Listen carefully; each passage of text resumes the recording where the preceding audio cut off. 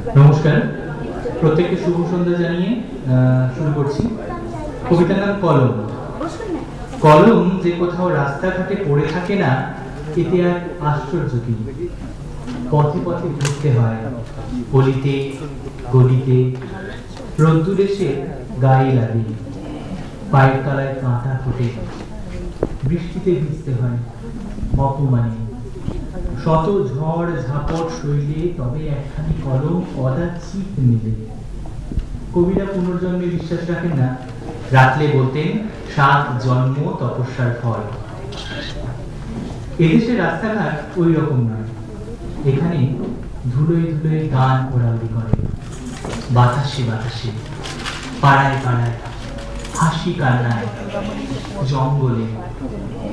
ক্ষেত মজুরের ঘামে ভেজা শরীর, ধানের পাতার কোমল স্পর্শ তার গায়ে লাগলে। কত গান জন্ম নিতে আমি নিজে দেখেছি।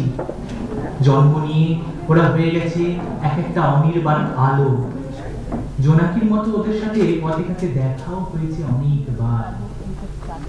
আরো অন্তরালে যাও, গভীরে নির্জনে, পাবে অন্তরঙ্গতম গান, নীরবতা।